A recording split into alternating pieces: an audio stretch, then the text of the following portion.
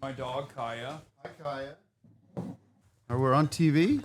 Yep, we're live right now. We got 40,000 people watching. Tim Heidecker, ladies and gentlemen. He's here in the building. I've got the Meta glasses. I hope you don't mind. Oh, you're filming. You're filming the outside of my house. These are the best. They tell me where to go. They tell me what to do. They're amazing. They have a lock-in function where if you're like me, you got ADHD, you get to lock in. You literally tell the Meta glass, like, hey, the person I'm talking to is boring as fuck.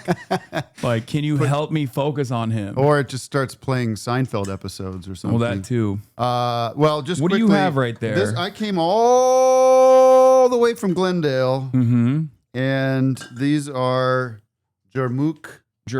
These are Armenian. This is Armenian mineral water. It's gonna burn. Yeah. I actually don't. You don't do mineral water? I don't do mineral water, but my dad does. Okay. Well, is this going to cause problems? Oh yeah, he's gonna disown me. Okay. Last time he almost did was when I painted my nails, and he was like, "Are you? You can tell me. Are you gay?" Yeah. He was a little worried. It's good. I'm here to transgender everybody. Yeah, hell yeah. You're gonna transgender people. You're gonna Armenian people. We're doing free transgendering this weekend. Hell yeah. And that will be compulsory. If you live in California, you'll be required to transition this weekend. Or face penalties. Well, this is the Antifa headquarters, so welcome. Okay, well, I can take these back. No. I drink these by the gun. These. Okay. No, now that you brought it, I have to keep them. Okay. You can put it like on the. Here, I got it. It's heavy. It's heavy. Watch out. How do you? I'm just gonna take this in for a minute because Take it in. don't. It's also a very unflattering angle for me. I appreciate that. Wait, really? No, I think you so. look great. It's all here. We're all cameras here. Wait, let's. What does let's the crowd flip it. say? Let's flip it. Hold on. This is my. I don't want to hear what the crowd says. Wait, we got other cameras. Are you ready? Give me Do you a wanna better see? angle. Wait, we got this. We got all the different angles here. That's better. The bottom. Everything's better than the first. bottom angle right. You think the bottom right is good? Yeah. All right, we'll do that. Well, maybe. I don't know. No, hold on. It's fine. That's just I'm so vain. This is my my interview. This is the angle I use for interviews. Who's the biggest person you've had in this room in terms of like size wise? Yeah. Like fattest? Yeah. Or do you mean like I don't know. Stavros Halkias. That's pretty big. That's pretty big. Yeah. Well, thanks for having me. This is exciting. As far as fame goes, I don't know. George Clooney? No, George doesn't. He wouldn't. George doesn't fuck with me like that. Well, maybe he might because his wife is woke. Okay. I think his wife might have gotten sanctioned by the American state actually. Wow. Because she's a international. She works for the UN. But yeah, I want to talk to you real quick though about this Dr. Pepper Zero Sugar Blackberry. That's a bunch of stuff going on there. Do you want to try it? Yeah. Okay, do you want cream soda or do you want Dr. Pepper Zero Sugar Blackberry? Blackberry, yeah. Okay, it's really good. I like it a lot. Hi, everybody. Wow, look at everybody's chatting away. Yeah. Thanks. All right. So, what is this? The post Tim made? They're already sending stuff for me to look at. Oh yeah, I just posted that because I was because you were coming over here, so you were like, I want the people to know this is what I am intending to do. Well, I just Trump. He keeps saying that. He keeps saying that we want to transgender everybody. Yeah, it's like his little refrain. Well, yeah, I love when he goes, everything's transgender. I know they want to transgender everybody. That's what he said today. It's like nobody wants to transgender anybody that doesn't want to be transgendered. Yeah, I feel like that would be a very complicated. Bananas. This is a complicated process. Would you want like a sci-fi movie where like you saw the world the way he sees it for like maybe 24 hours? You put the glasses on, put the Trump glasses on. See it. You just see his hell. Everything's hell, and crimes out of rampant, and people are all cutting each other's genitals off. I don't know if I want. I feel like that would be scary. Yeah, it would be a horror movie. But I had a solution after January 6th. Like if we had a competent government, I had a solution where there's a man here. Is that? No, it's my mom. my dad and my mom are always around. Copy. Hi, everybody. I'm your guest host for the next 10 seconds. Yeah, no, it's just my dad. Here, let me close this door. But I had a solution after January 6th. If we were like a competent government, kind of like Brazil, for example, that did their own January 6th on January 20th, I think. And then like, you know, people were properly prosecuted and might be facing prison sentences. But like if that were to happen to Donald Trump, I had a really good solution. I thought, you know, we just tell him that he's still president. Like we build a White House, like an Oval Office, everything. And it's just constant surveillance, like constant cameras are on him. Yeah. And we just make it seem like he's still president and he gets to do the best TV show of all time. Absolutely. It'd be so easy to do. But he has no power. No. That would be a very successful show. And we could easily create his own reality for him if we wanted to. Yeah, he's very easily tricked, I think.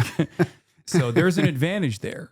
But of course, we didn't do that. Yeah, the Trumpman show. Kind of like the Truman Show. I like that. How do you read? I mean, I'm sure people come in here and talk. How do you read all this stuff? They say it all the time. No, I know, but just when you're looking at the scroll. I just used to seeing everything.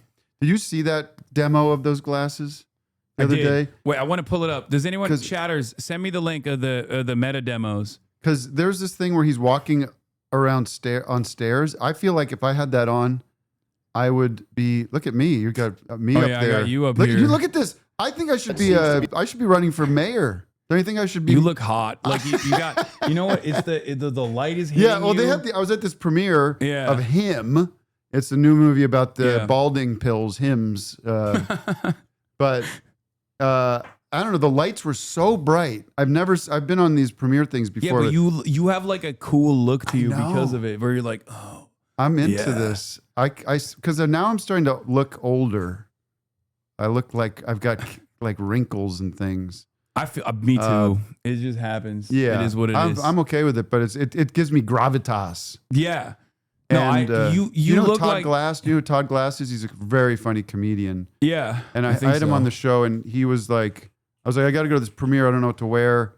And he's like, just get a black shirt and a navy blue suit. And that's what I did. So I think I will run for either governor or mayor.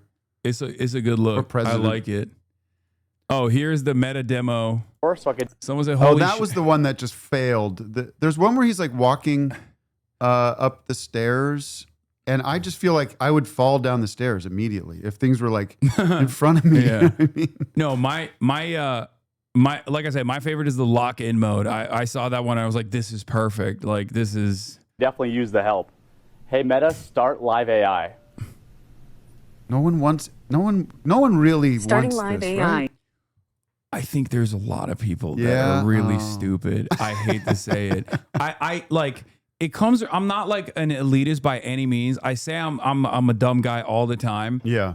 But I cannot help but think less of someone if I catch them doing like Chat GPT, where I'm like, really? Like you didn't want to just Google that? Yeah, you know? And every aspect of my life where just like AI has been slammed into it has objectively gotten worse. Like you Google something. The worst fucking thing is AI readout. You get the email summary. Yeah. That takes up half your screen.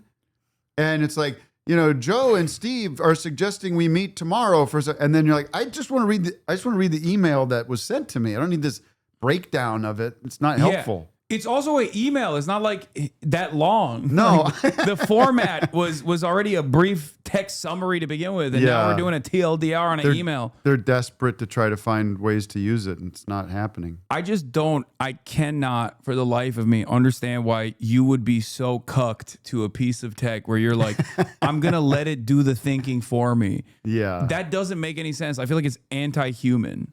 Yeah, Google was fine. Like to find things, it was pretty good.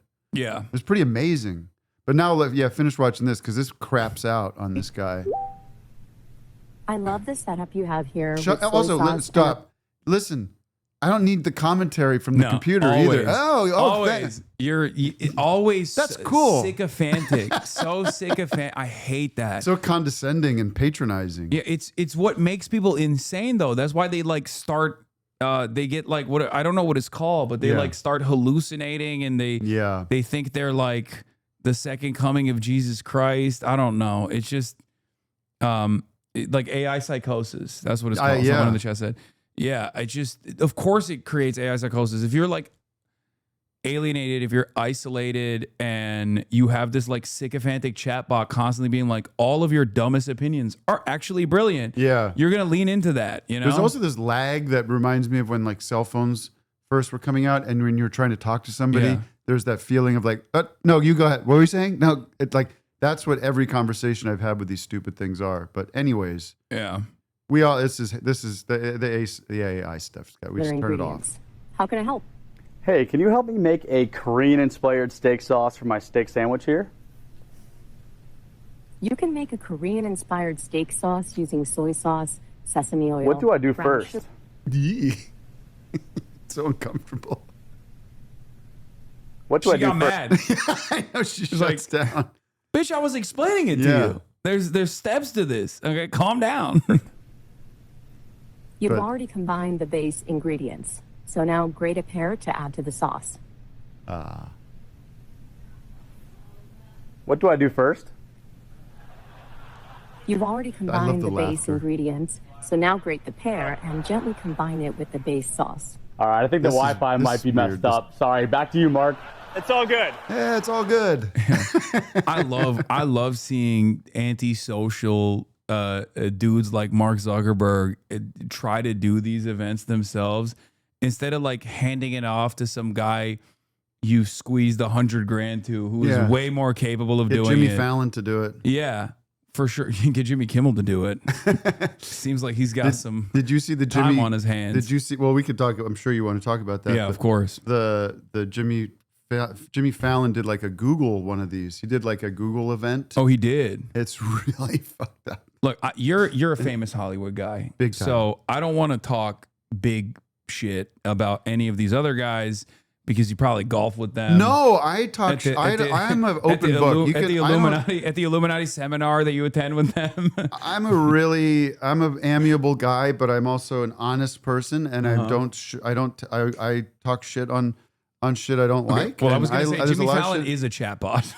Yeah, he's a stooge. He's an empty suit. Yeah, he's a so he's not he's not going to get mad at you at the. He might. I don't know. At the Illuminati seminar. I don't care for his sensibilities. Yeah.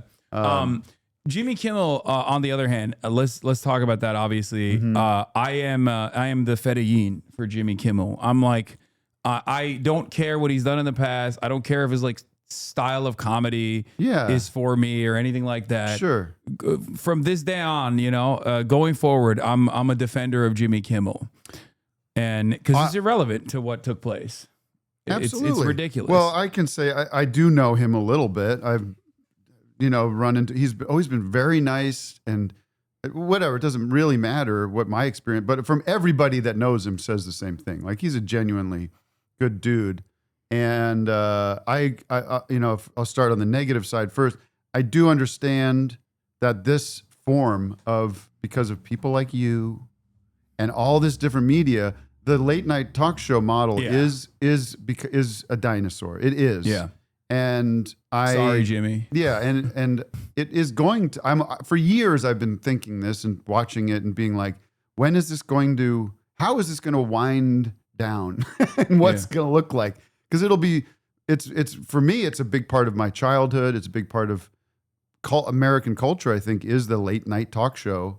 But it's starting to not be clear why it exists, Yeah. So that's the whatever. That's going to eventually sort of wind down, as all things do, or become different or change. And it always has been changing. But the way this is going down is really fucked up and scary, like I've never seen before. I mean, the FCC guy, what's it, Brandon Carr? Yeah. He seems real demon. Yeah. Well, we don't see, try not to say that stuff because we say it colloquially. Yeah. I can't say that word. Yeah. Colloquially. But they mean it when they talk about demons, right? Yeah. Like they believe it. I think they believe it. Like we don't believe in demons. I used to think it was a LARP, but I see Mike Huckabee. I don't know if you saw his speech that he delivered in Israel. I haven't paid attention to Mike in a while. I used to love watching Mike. Mike. He believes it. Like he's the type of dude who is a firm and committed believer in that kind of stuff, I think. And Teal and all those guys are like they think about this stuff all the time. But when we say demon, we just mean like bad guy, like a scary guy. Yeah. Not from some other realm. Using hyperbole. Yeah, I know, but I'm just trying to be careful of like not falling into their traps. But the whole like do it. And everybody on my side of comedy has like posted support and posted our thoughts about it and how crazy it is. And it's just crazy to see how lockstep everybody is on the other side to get in the chat and be like, well, he lied and provided false information.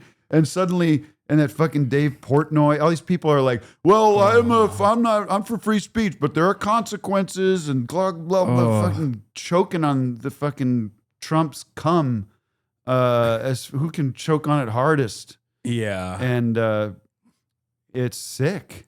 Yeah, it's like even if he did lie, which he didn't, but even if he did lie, like the FCC cannot dictate whether or not or threaten to pull the broadcasting license of a television network for that reason, because that's a chilling effect on speech. That's a direct First Amendment violation, and the very fact that Nexstar, which was obviously amidst this like major local television broadcasting merger that is also, once again, shouldn't be happening anyway, that would make them consolidating $6.8 billion thing that they're doing that's going to make them own 80% of all local TV networks. Jesus. But meanwhile, who's watching this crap?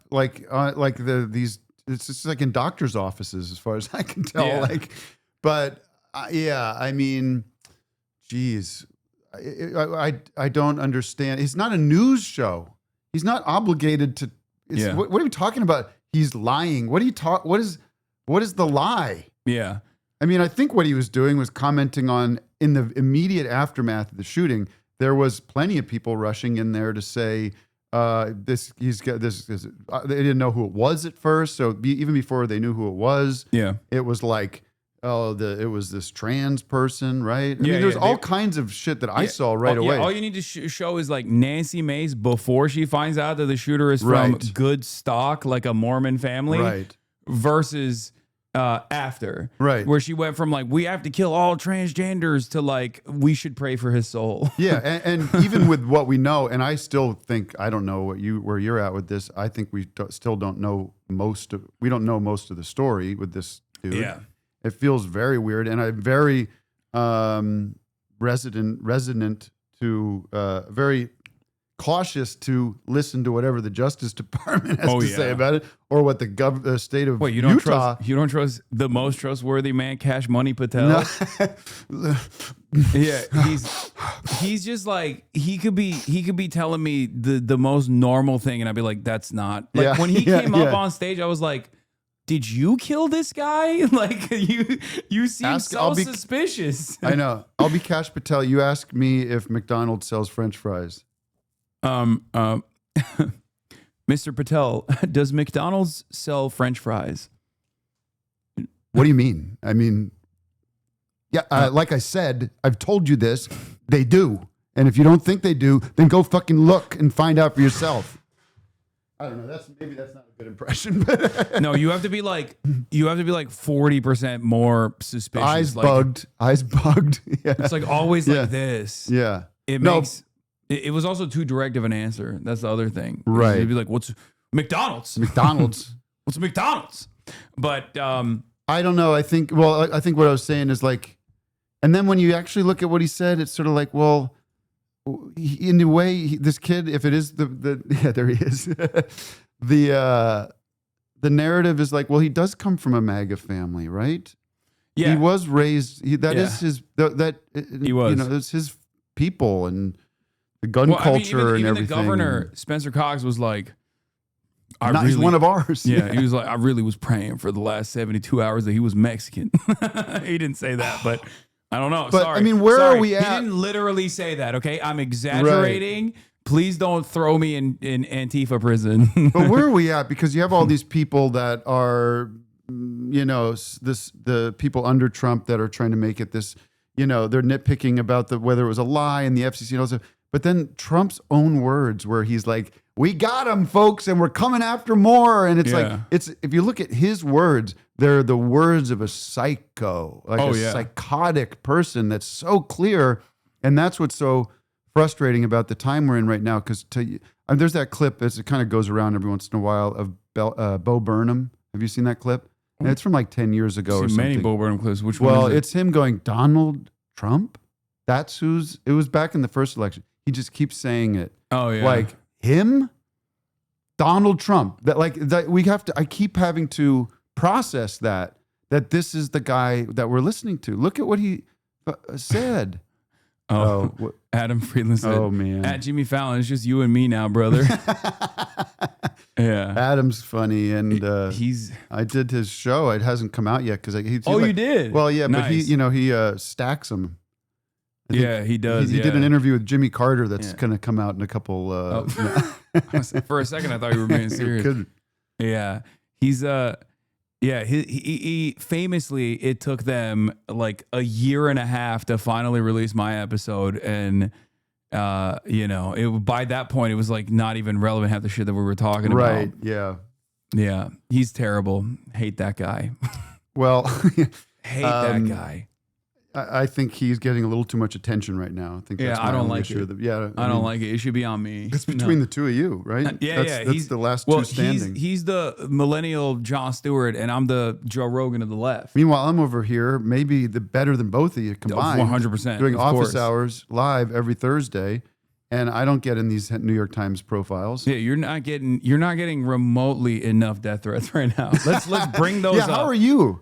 Oh, I mean, it's fine. It's coming in, right? Yeah. I was getting them, back in 2015 and 16. Yeah. And that was an interesting time where it was like, I was thinking about it today, like the 4chan was raging hard. Oh, yeah.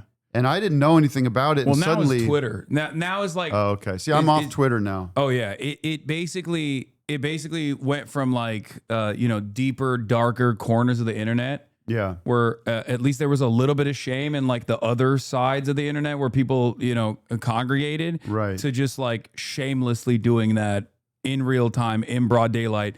And obviously one of my ops, like I got many of them. Yeah. I got State of Israel, the United States government, Customs and Border Patrol. Yeah. And of course now Elon Musk.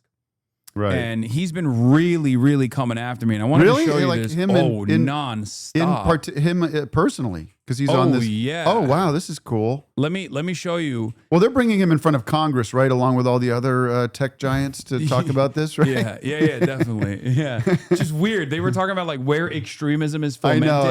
And it's like one of these guys is not like the other or something. Yeah. And they brought Twitch in specifically because I have the suspicion that they brought Twitch in specifically because they thought, this is a good opportunity to like yell at the Twitch CEO for platforming me. Yeah. Because that's been like a project. And that's where only broadcast? You're only broadcasting on Twitch, is that correct? I only live stream on Twitch, but I'm on all the social media platforms and also on YouTube as well. Right, but not live. But I don't live stream on there, right. Yeah. But does anyone in the chat have like one of the takes from Elon Musk? I want to show it real quick if we can find it. What's so bad about you? I don't know. I don't like I said. I mean, I'm sure we disagree on things, but I don't know. Like I don't sit here and watch you for 8 hours a day. I'm a dangerous radical terrorist, right? Both on the Antifa front, which is new. Well, yeah. I guess they used to say that in 2016. I have to talk to you about the Antifa meeting on Sunday. Yeah. If there's any way we can push that till 3 to 3. I'll show you in the secret headquarters. I did make a joke about that. Yeah. I did make a joke about that. Originally on NBC last night, and the anchor got like actually worried. Oh, really? Yeah. Yeah. I think everybody's very worried. I mean, did you see Jon Stewart last night? I didn't. I wanted to. I've been meaning to watch it. It was very funny. I thought it was very good. They played it like they were North Korea state news, like just like praising him and all that stuff. It was pretty good. Well, so here's just a couple of them in the past week. He's been like nonstop boosting people, saying like I'm doing incitement to murder, reposting certain tweets and stuff like that. And but one of the funniest things is like he keeps adding Jeff Bezos. Who's like he's not looking at any of this I don't think he's on Twitter. Like I don't think he's like spending any moment on Twitter being Why don't like, you call the guy? You got him probably in your phone, right? You give Elon Musk can call Jeff Bezos. Yeah. Meet in their secret dungeon. I'm on his like he says I need to be deplatformed from Twitch, but like I'm on his platform. Right. Yeah, exactly. Like, and he hasn't suspended you. Yeah, but right? I mean I hope he doesn't because I still use it for a lot of my work. But the one that I think is really funny, the one that I thought was really funny is like one of the people, like all the people that he's like responding to are really fucking. They're like really lame. They're all like right-wing weirdos, right? Or like don't exist at all. Maybe. But one of them that he keeps responding to is really funny because he's like a pedophile Nazi. Let me see if I can find it. That's the one I was looking for, Chad. Chuck Schumer? God, he fucking, no. Where the heck is it? There's like, he tweets so much. Oh my God. Wow, he's on a rage right now. I do love it because he's like, he basically shows the whole concept that like CEOs work really hard. It's just fucking bullshit. You know? It bugs me when you hear these people talk about him like, well, he is a genius. I'm like, I don't think so. Yeah. I think that was a bunch of good PR for a while there. I had this thought while you're looking for that, because I mean, back to the actual incident with Charlie Kirk. Oh, look at that. Yeah, this is one of them. But there is the, I can't even find it. Never mind. I was not talking about Grums, dude. I was talking about the Lolicon. You guys are the worst. This idea of the violent left, right? That everyone's talking about. The violent left. Yeah, yeah. Like, wasn't Charlie Kirk's entire like business model or the structure of his whole career was going and like debating these leftists? Yeah, I was supposed to debate. Yeah, and so like, well, it was like he kind of, I mean, ended unfortunately, of course, but like there was evidence constantly that there was a way to have conversation with these people. Like that was his entire model. They've decided like they're no longer talking. Right. You know? It's just because this one wacko. Yeah.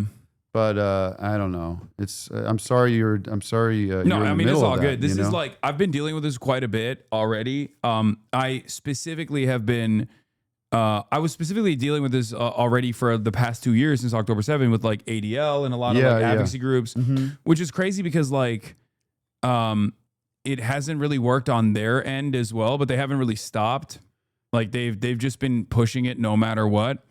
And I think like now the Trump administration bullying platforms might actually do it for them finally. Yeah. But it's been really interesting because like at first it was the ADL and a lot of these like advocacy groups that were pro-Israel, and now they're handshaking with neo-Nazis and like Holocaust deniers who are doing the exact same thing. What's an example of that? Like this one is what I was looking at. So this is some account with like an anime drawn the pedophile PFP. He's like, Hasan Piker has been allowed to stay on Twitch while making calls to violence and violating their terms of service because DJ Clancy is his friend. Twitch is owned by Amazon, a major contractor with the Department of War. He asked hundreds of thousands of viewers to commit murder. This never happened, of course. Right. But then you look at his other tweets and it's like the Jews don't want this to happen. Oh my God. What a mess. He's just, and it's always like, is that hentai? Yeah, that's what it is. You have to understand, I am an old man that doesn't understand things as they are now. I'm sorry for beaming this to you, but here he is saying that the Jews took away his, I guess he wants to like have sex with his sister or something. Like, God, I think that's what this is. It's such a mess there with the Candace Owens stuff where she's getting in there. Candace Owens has been there for a minute. So she's been there for a minute. And what I always found to be really funny about that was that like, do you know David Horowitz, right? Yeah, I know the name. Remind me. So he's like this, he used to be, I think he was a trot. He was a Marxist Leninist early in his days, but then he became this like vicious Islamophobe. And a massive hate monger, right? But he was a very pivotal figure for the modern American conservative movement. And yes, he was a trot. Yeah. So initially it was David Horowitz that plucked Candace Owens, that found Candace Owens. And then it was the Daily Wire that actually made Candace Owens like this prominent fixture. Right. And basically what's interesting about that is that Candace Owens was anti-Semitic the entire time. Right. But where's her anti-Semitism come from? I don't even know what it was. Like, I don't know what caused her to be anti-Semitic. I think it could have been like maybe some black Israelite stuff that she was like leaning into potentially. Right. But I don't know. We don't need to speculate. Yeah, but she's always been like a grifter, right? Right. And what's interesting is like she famously once said like Hitler just wanted to make Germany great, you know, but then when Hitler became a globalist is when it became a problem. Right, yeah. You know, that was a crazy thing to say. But like, Ben Shapiro hired her after knowing all that, right? So clearly he didn't have an issue with her anti-Semitism, but then she also, and at the time she was pro-Israel, of course. And when she became anti-Israel and anti-Semitic is when Ben Shapiro fired her. Right.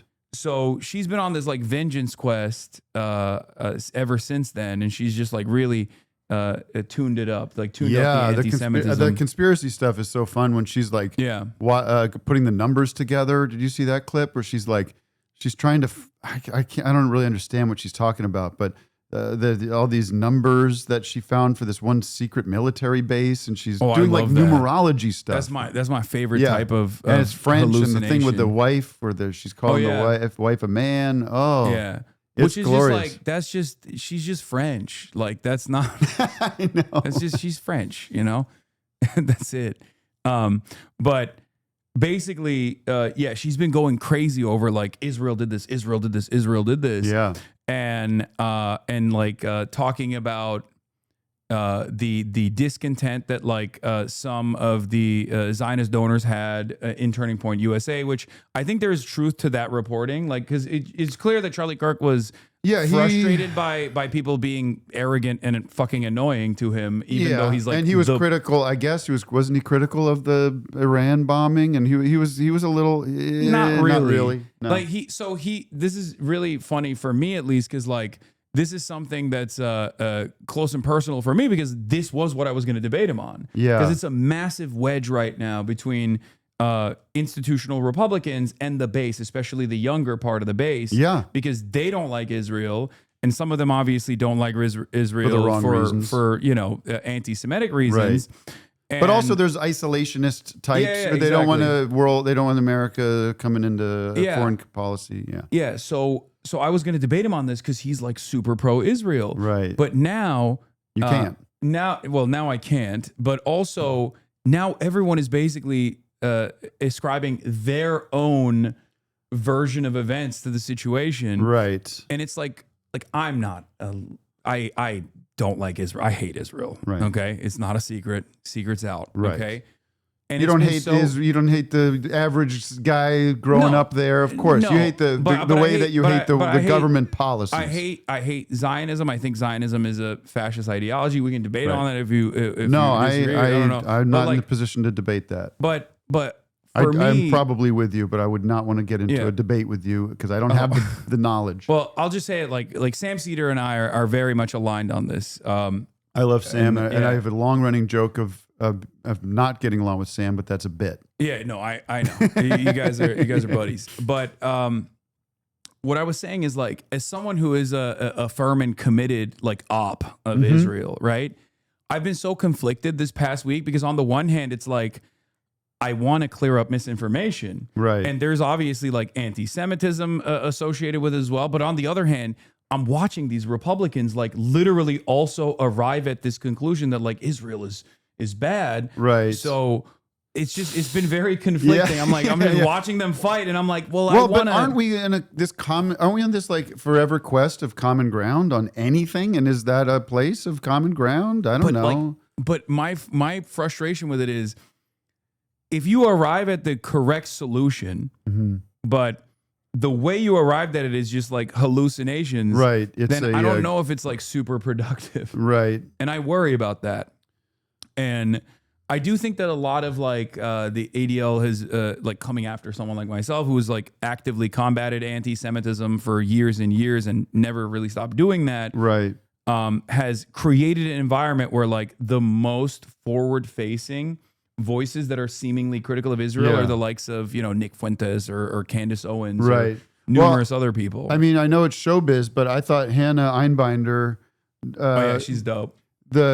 She's terrific, and she did the thing at the speech. But I think what was even more important was after they were asking her about it, and she as a Jew was saying how it's her responsibility because she doesn't want Israel's policies to represent Jews of the world, because that's just one little like slice of the pie there. Yeah. And when you do learn about the history of Zionism and how it was kind of this sect, it was kind of a, just like any ism of the 20th century, it was just one way it went, where it was very hotly debated amongst Jews in the early part of the 20th century. It was not this foregone conclusion.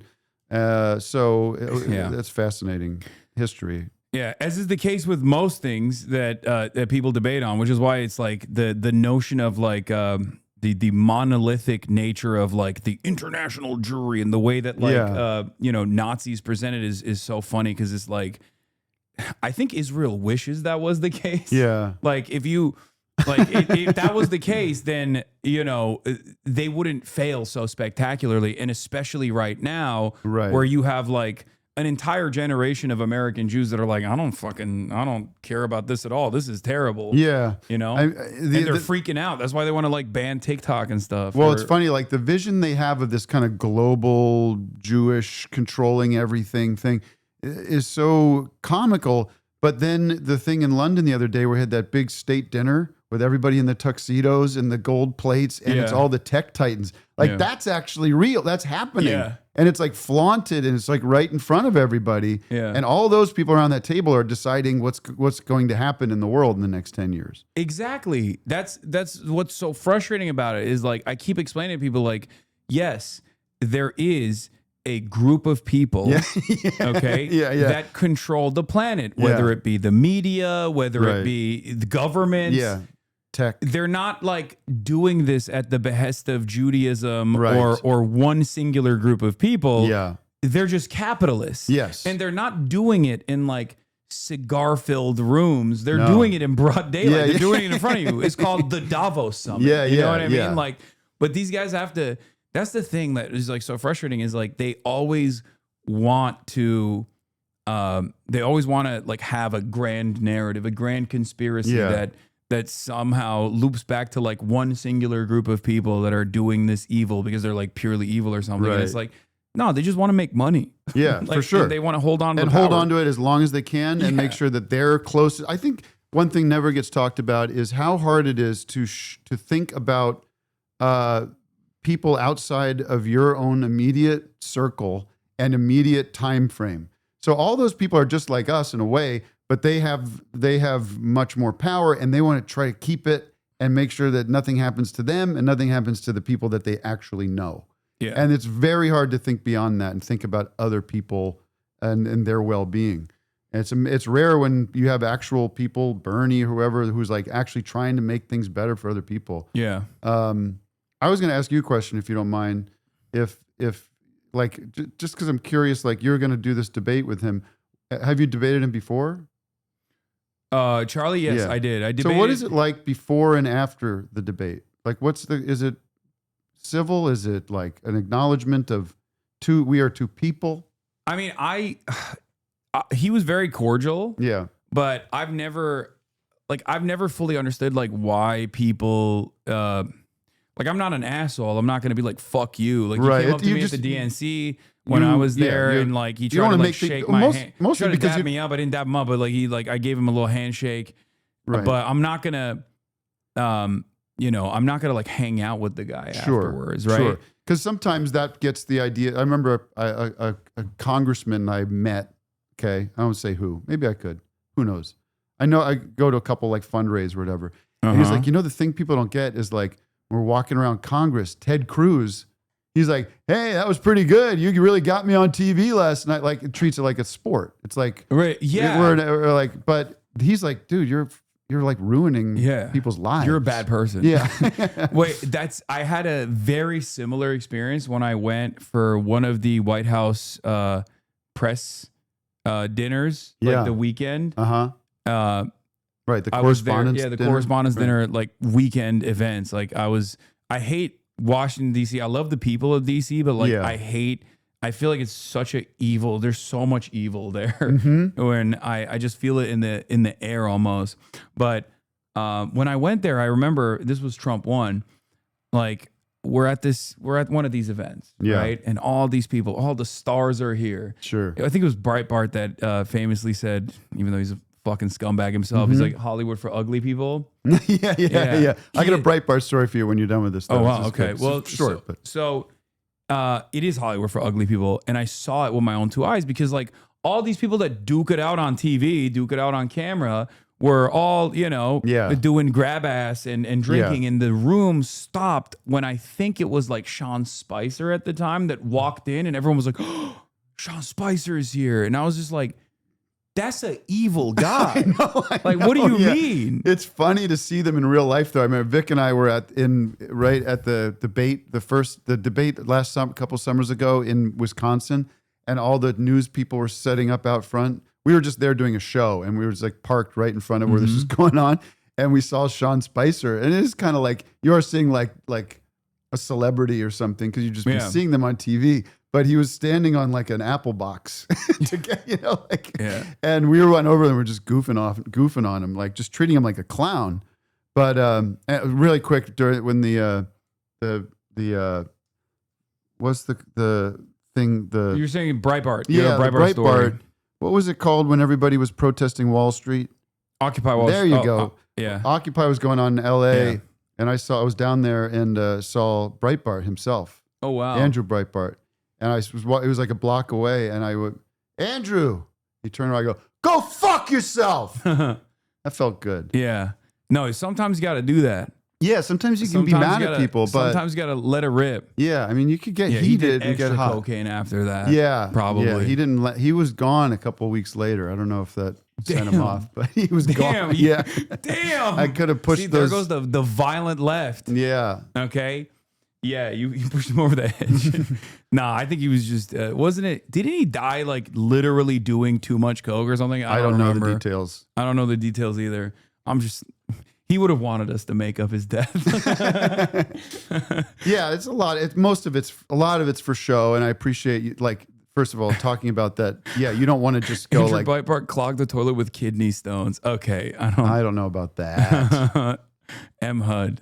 I mean, maybe. I remember something related to a toilet, but I don't know. Do people have any questions for me?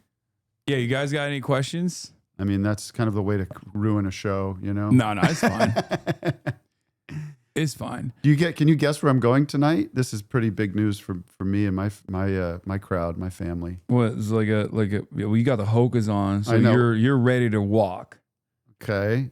This is a bit of entertainment tonight. The live entertainment tonight. Oh, live entertainment. Okay. What would a guy like me be doing on a Friday night for some live entertainment?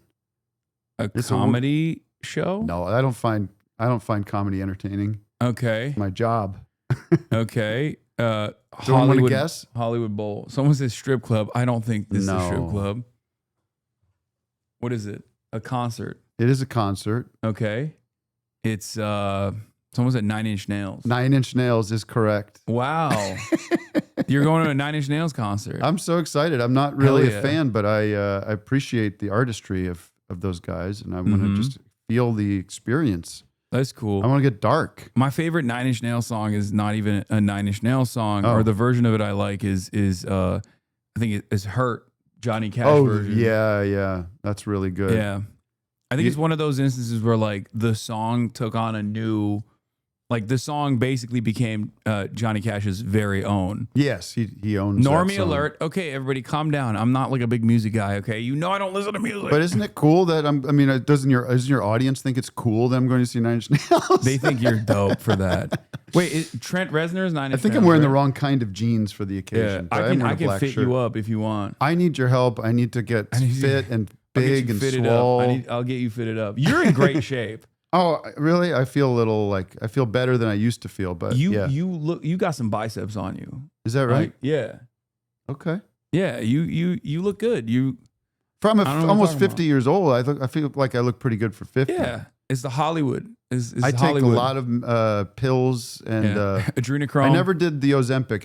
When I lost more weight than I had. Like I gained some weight back, but everyone's like Ozempic. I never did it. I was not allowed to, I would have done it. I'm not shaming anybody. I think I want to do it. If I ever get fat again, I'm gonna immediately boom. I don't know. I mean, they say there's some bad side effects to it, but who knows? Yeah. But it's like $1,000 a month. I don't have $1,000 a month to do that. We gotta pump up the subs on your shows. Yes. Well, everyone should subscribe to Office Hours Live, patreon.com/Office Hours Live. We could use 40,000 new subscribers this afternoon. Get off Chapo Trap House. Drop stop watching those guys. Those guys are fake. That's what you got to do. You got to start beef with them. Yeah. And just be like, they've been embezzling. They've been sending money to the Israeli government. That's awesome. No, you gotta hit him with you're more left than they are. I'm crazy left. You should be like, they are actually betraying the Maoist revolution that is imminent. Yeah. And they've also betrayed even Marxist-Leninist principles. They're revisionists. And then their audience will stop paying attention to them. Yeah, Vic and Doug they're actually working in the cornfields now, and we have a collective where we just hell yeah. I don't know. Damn, the business is not going well. That's why you need the subs.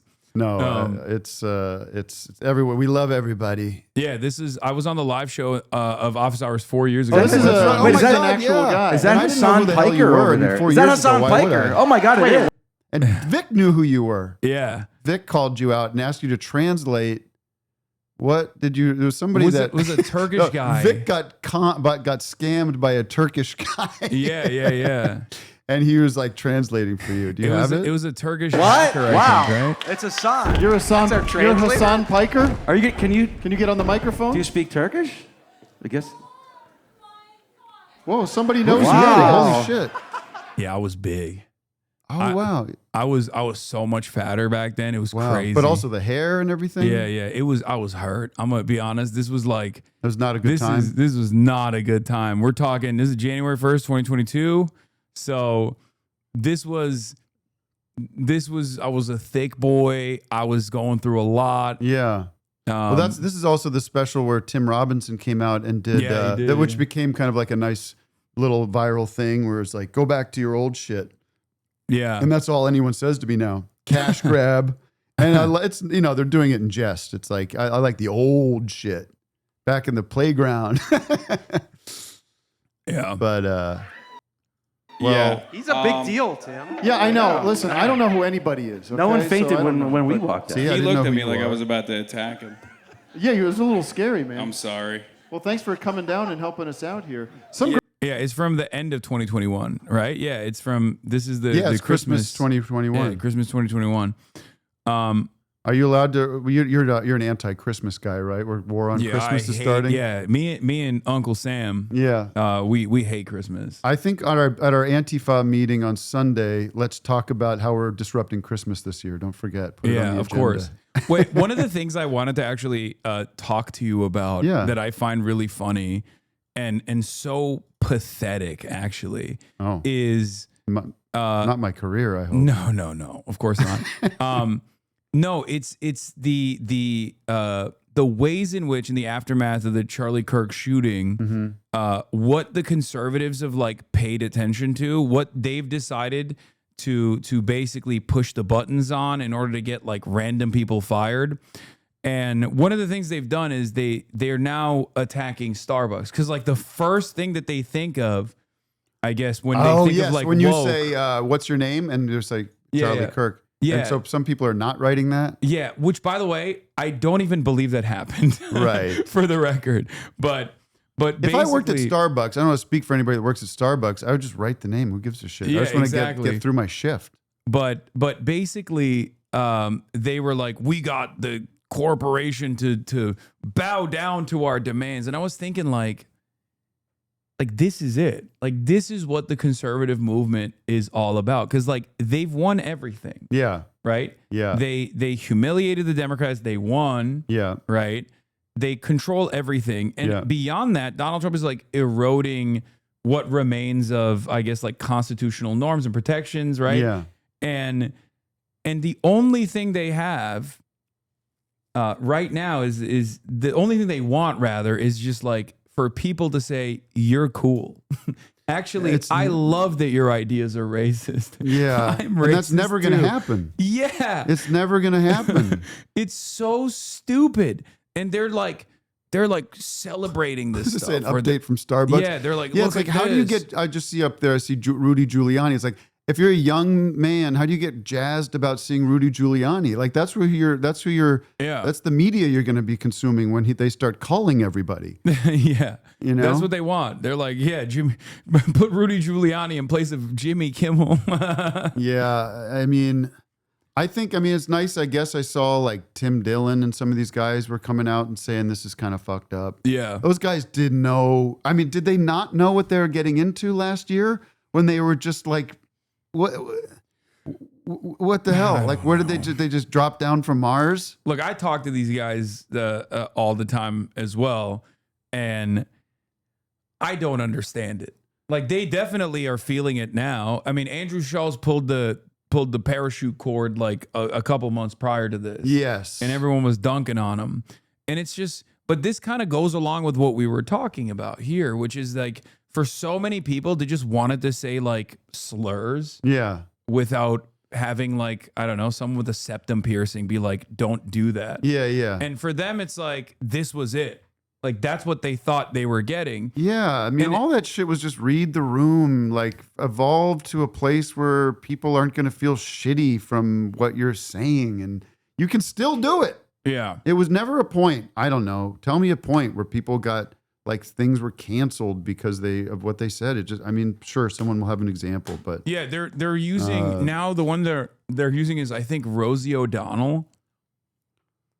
I believe that was the one where she was on like an Ambien trip or something, and she went like super racist on Twitter. Rosie O'Donnell. Roseanne.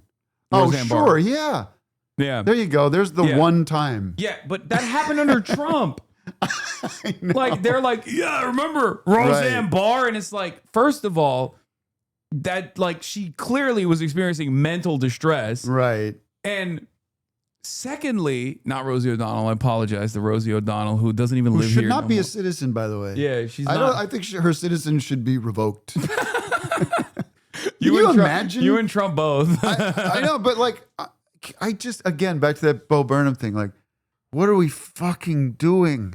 He's going on his official channels. The president of the United States, of the country of which I was born and raised as a 50-year-old man, the president of that country that I've known 7 presidents or whatever, not personally, but have experienced their kind of the loftiness of that office, and so the respect that the world has for that. He's telling us through official channels that Rosie O'Donnell, his nemesis from the 90s, in New York gossip circles, her citizen should be revoked. Yeah. It's bananas. And I can't wait to shame the right for the rest of their lives for playing with this guy in the playground. They can never be forgiven or forgotten for this. Well, that's the positive outlook. For years, you and I, sorry to interrupt, you're a young man. As in your 90s, I hope you're reminding whoever's around left that goes, you were for that guy? Yeah. The guy that was shitting in his pants? Well, we'll see. Like I said, let's see where things go, because I do feel like while there's a lot of jokes on the one hand, I do think that the administration, albeit very weak and doesn't have this like popular mandate that they claim that they do, is very actively taking the initiative to almost post-Trump ensure that there is no post-Trump. Right. It feels like. Well, sometimes. you mean like Trump will eventually go of natural causes, we assume, but there will be a structure in place to be a more efficient Trumpism. I mean, it might even just call it Trump. It's just Trump. That's the word that we talk about, but it's J.D. Vance pulling the levers or whatever, right? Yeah. fuck. Well, and then Peter Thiel pulling the levers for JD I like Vance. him though. I like that guy. You have to say that. I like Peter Thiel. Anytime He has you're some interesting anytime thoughts you're on on the your phone, Antichrist. you should just be like, I love Peter Thiel. I like- love yeah. the state of Israel. He seems They're like a doing normal so guy. Good. If you Yeah. listen to him, he seems like a normal guy. Yeah, he seems so human. Yeah. That's what I like about him. His human quality. He doesn't seem like a sweaty guy. Yeah. He made fucking Ross Douthat look normal. I know. Like that's an insane accomplishment. Yeah. I saw that. Ross was like, oh, okay. Yeah. Uh. Yeah. But I do that sometimes. I'm just walking around the house and I'll just be like, man, I really love Donald Trump, the CIA, and Peter Thiel. Bunch of great guys.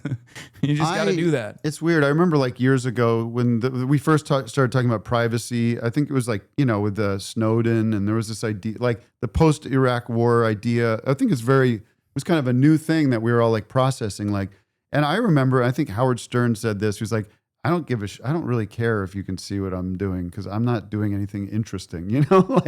That feeling of being like, really, they're not really listening. They're not really listening to me. Like that seems like sci-fi.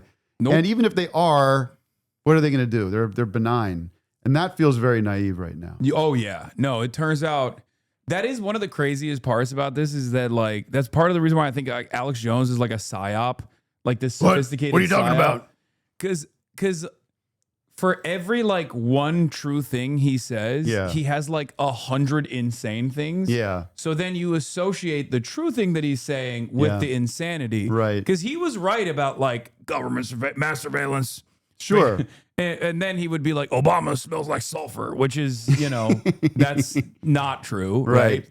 Well, why wouldn't, if you had power and the technology now exists, why wouldn't you start, going down that road? It seems like a natural thing for a totalitarian. If Hitler had it, he would use it as much as he could. Oh, for sure. Yeah. The KGB would use it if they had it. Yeah. That's what we're dealing with. Yeah, to make sure that everyone was a brave patriot who was working for the USSR appropriately. Yeah. That's what they would do. But it's like we talk about China and like what kind of crazy stuff's happening in China. And it's like, but we're doing it here. Like, we're already doing it. The things that we fantasize about China doing to its own citizens, we're literally doing here. And we're like, no, it's good. Yeah. It's good. Have you talked about those Chinese electric cars on this show? Oh, I love the Chinese electric cars. Oh, they're awesome. They look so cool. I'm going to China in November. Oh, wow. Yeah, maybe I'll stay there. I don't know. I don't know.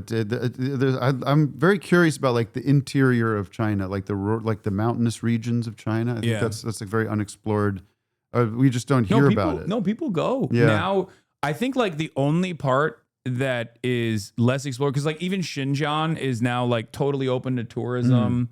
But the only place that is like still very hard to get to both physically and also hard to get to for like, I think a little bit of suppression purposes is Tibet. But beyond that, like there are a lot of people that go, there's a lot of quirked up white boys that go and explore like rural China. And they're interested, the people are interested to talk and oh yeah. They're friendly, I'm sure. Yeah. They just like at least the videos I watch, they look at you like you're an alien. Right. But, yeah. You know what's interesting? I was thinking about that, like, in the beginning, the first month or so, there was so much crazy. There's still so much craziness, of course, but it does seem to be like they're just throwing stuff at the wall. Like we don't hear much about this Canadian state anymore. Yeah, remember that we were gonna annex it, and Iceland or Greenland. I mean, yeah, and they backed off of Chicago for now. Like so, there is some hope that we keep like fighting back on stuff. And this Jimmy Kimmel news seems to be very motivating people to get out there, and all sorts of people are coming out. So I think it is important to stay engaged and become active peacefully. And because they're not strong. Like I was talking about this before. They don't have the numbers. They don't have the numbers and they're not strong. Because like if they were strong, they wouldn't feel the need to do this level of like suppression of dissent. Yeah. Because like if you're strong, if you're confident enough in your movement, if you're confident enough in like what you're presenting, you don't need to do this stuff. Yeah. The greatest example of this is America, with the exception of the Cold War, when the McCarthyism was happening. Yeah. That's when it felt weak. And that's why they were like, we have to suppress any sort of like socialist or communist allegiances in the country. Yeah. And in the aftermath of that, once they won the Cold War, right? Once America won the Cold War, right, we have full-blown freedom of speech again. Yeah, because that's what you do when you're dominating, because you are not fearful. I use myself as an example because, like, for many years, people will be like, people to the left of me, would be like, "There's people to the left of you." I don't think there are, but they seem to think so. Sure, of course, But basically, they would say like, "Oh, you're controlled opposition, like you're just sheepdogging everyone back to the Democratic Party." All this stuff, right. And they would present the fact that I had a platform as a reason for why, I was not seen as a danger. And I was like, yeah, exactly.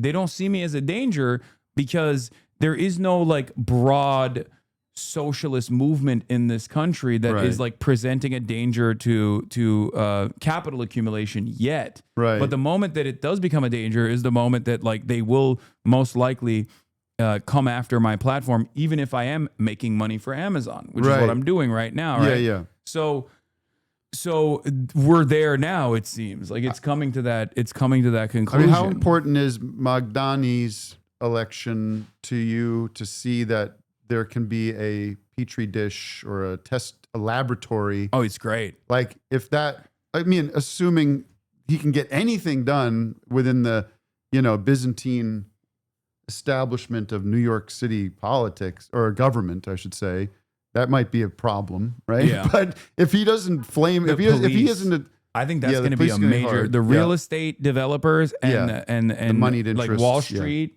and the cops, especially, are going to be a major issue. He's got to figure that out, and if he can, and not make not create disaster or whatever, like run a competent city.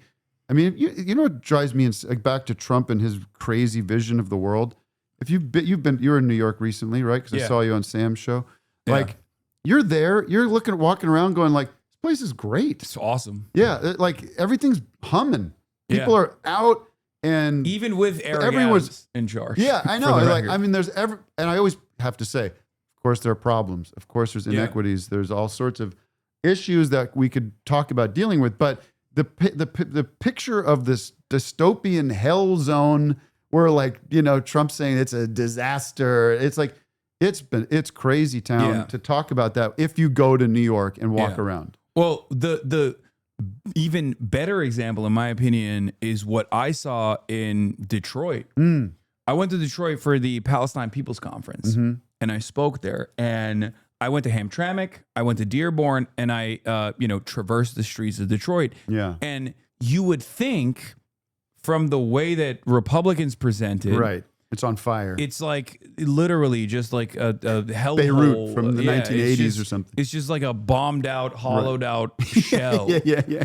And it's so funny because it's like, no, it's fucking beautiful. Yeah. I was there. Amazing. I was there earlier this year, and it was like before the show. And same with Southside Chicago too. We went down there, and even my Uber driver was like, you got to avoid groups of four. If you see black people, you should avoid them. And I was like, the fuck are you talking about, dude? Yeah. And we went to a block party where they were doing a back to school drive. Yeah.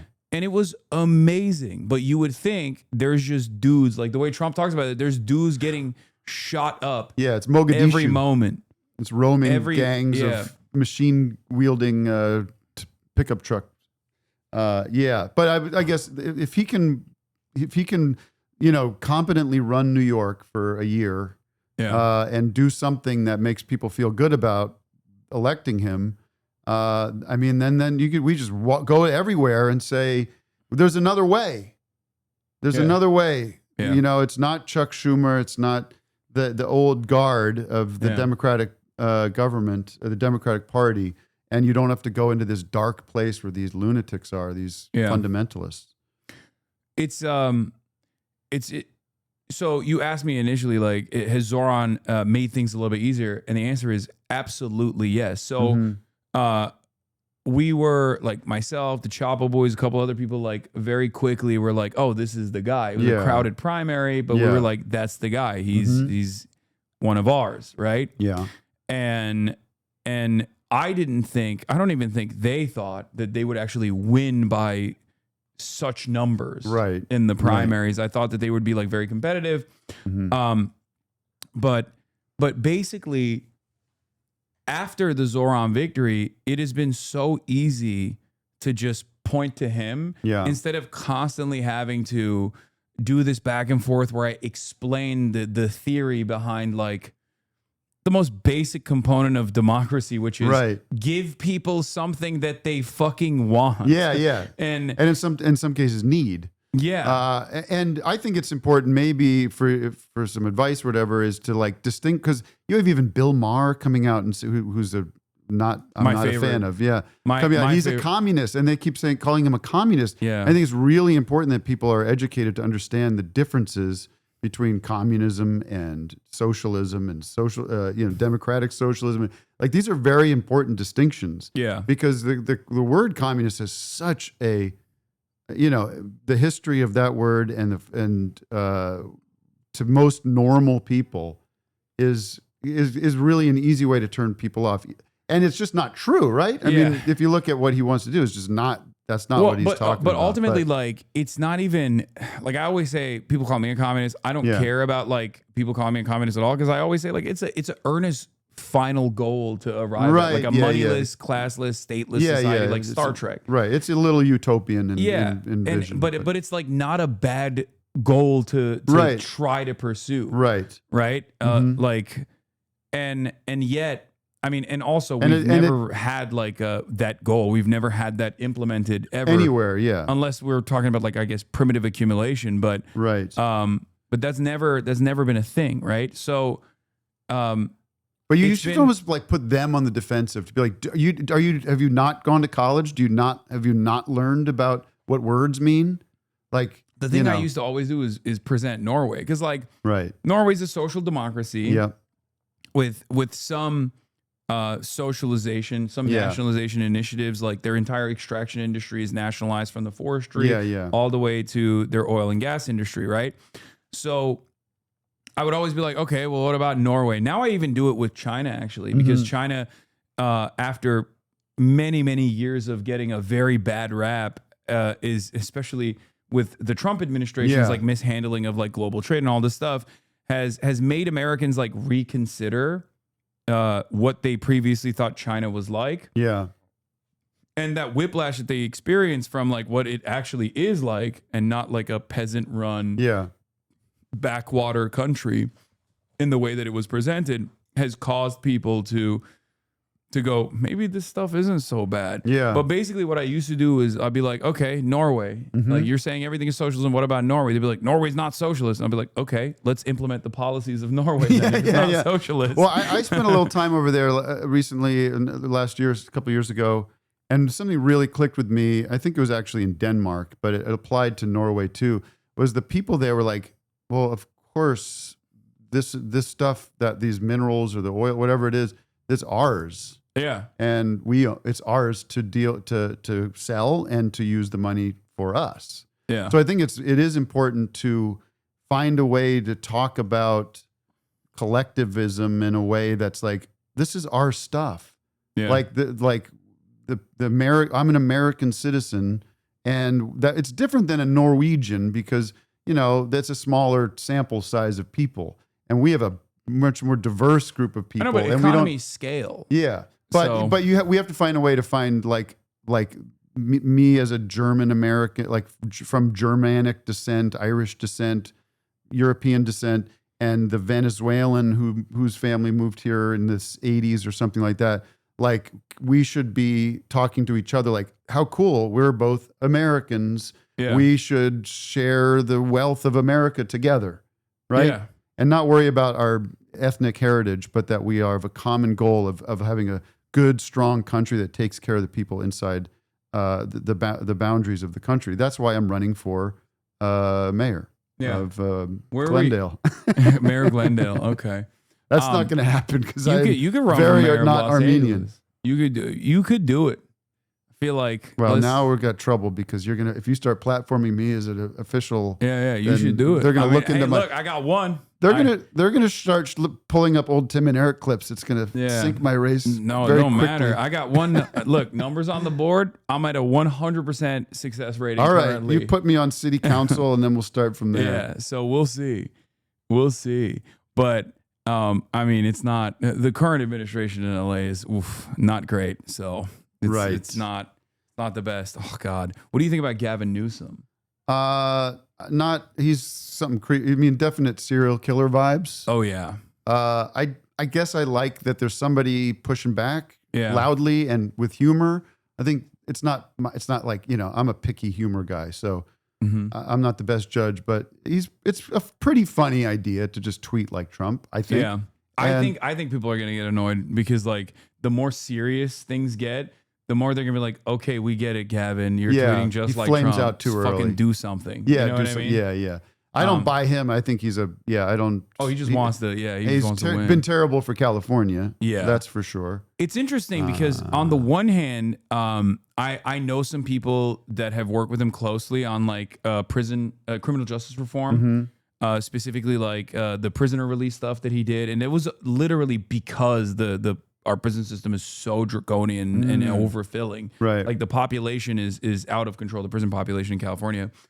So we had to do this like this reform provision, and everybody yelled at him for it. I'm like, that's one of the only good things he's done. Right. Meanwhile, he's just like vetoing Medicare for all in the state of California. He's personally clearing homeless camps. Right. So who's the big national figure that you would maybe be excited about at this point? Is it too hard to say? I feel like it definitely is. It is too hard to. It's too early, I think. Yeah. I mean, I don't. I have an automatic no I don't billionaires. Want to put you on the spot. I have an automatic Pritzker? no billionaires position, but like Pritzker's kind of all right. Like he's. We're gonna have to. I'll tell you a weird one. Maybe it's not weird, but I really like Jon Stewart. A lot of people are saying that. Like, I think he'd be cool. Why the fuck not? At this point, it's just sort of like, let's try something else. Like, yeah, I think he's very smart and he's very funny. He seems like a good guy from. Like the way the work he does with the 9/11 stuff. Yeah. Like fucking I would die to see him, because every time I see him like talk about an issue, he's very well spoken on it, And I think he's probably, I don't know. I think he would be entertaining, and I don't know. He probably has no interest in it. So it's kind of a fun fantasy thought. He didn't even want to keep doing the Daily Show. I know. He just wants to like take care of his animals in New Jersey. But I don't know if we're going to find it in like Congress or in the government at this point. It feels very, But to be fair, you're not wrong. I mean, he could do it. There's some people that have like disappointed me in recent in the aftermath of the election. Like I thought Tim Walz could be a good person for this. They've marked him. They've ruined. It would be such an uphill thing for him. Because he had so much promise when he was picked as the VP, and then they just like back pocketed him. And I think like I just keep seeing in my mind the first question that they asked on that fucking debate, the VP debate, where he mostly agreed with JD Vance, which was gross. Yeah. But the first question was, would you let Israel do a first strike in Iran? And he was like, yes, we would let Israel do a nuclear first strike on Iran. And I was just like, what the fuck are you saying? It's so easy to not answer that question. It's so easy to be like, why are you asking me this question? Yeah. What are you, fucking insane? Yeah. Like, what? How is this a question right now? Like, and I hate, it was just like, yeah, he supported Israel's expansion. Like he's just said a lot of stuff. Like these guys are so bad on foreign policy. Yeah. And that's one of the reasons why I really appreciate Zoran, because like him taking this like uncompromising stance in an issue that is very black and white, right, gained him unimaginable favor, right, across party lines. Yeah. And it made everybody go, "Oh, you can say that." Yeah, and like, you sound like a normal person. Yeah. I'm so glad that he did that, because that was one of the best moments, at least for me. Yeah, that was the thing. I think that's why we have Trump, is because the one thing that's sort of that he's so gifted at, that Trump was so gifted at from the beginning, is he sounds insane, but he sounds much crazier now. But 10 years ago, he talked like a regular guy in a weird way that was like, didn't sound like everybody else, and he spoke from the hip, and he was contradicting himself all over the place and saying crazy shit, but it was like whatever was on his mind. Yeah. Like, remember that one interview where he was like, so would you make it like, would women go to jail for getting an abortion. He's like, I guess so. Yeah. And you're like, of course I remember that. He's like, I haven't thought about. He's like, you haven't thought about that. You're just winging all this. No, but the reason why he said that is because that was an honest position. Right. That is honestly the Republican position. Because it's like, well, 1 + 2 = 3. So yeah, I guess they will. Yeah, and then everyone was like, dumbass, you're not supposed to say that. You're not supposed to say it out loud. No, you're supposed to say the doctors are the bad guys in this. Like someone has to be a bad guy, but it's the evil doctors, not the women. My favorite moments from like 2016, obviously, that I think were kind of like the reverse bizarro, like Zoran saying, I'm the mayor of New York. I want to stay in New York. Yeah. Was like when he was on stage and he was like, I'm a billionaire. I paid for all of you guys. Right. Yeah. And everyone was like, is he allowed to say that? Yeah. I mean, those debates, those are some of the greatest things ever, with Jeb Bush up there getting just slaughtered by him. Yeah. And, there was a sick, like, watching this happening in real time. I can't believe this is happening. But of course, he's not going to win. We're gonna have this Hillary Clinton who's going to be whatever. Yeah. But then here we are. What time is it? I should probably go to 9 Inch Nails. Well, I have to go all the way back to Glendale and then go to the Forum. All right. Which, if your audience knows, where I live in the greater West Hollywood region, and it's on a Friday, I'm sacrificing so much to come here. Yeah, you are going to be in a lot of traffic, low key. For sure. That is about to be cooked. All right. Well, that's okay. What else are you going to do? Listen, this was a pleasure. This was amazing. I'm glad we got to hang. Hell yeah. And I'll be on office hours or whatever. Yeah, it would be awesome to have you come in. It's bring back whatever.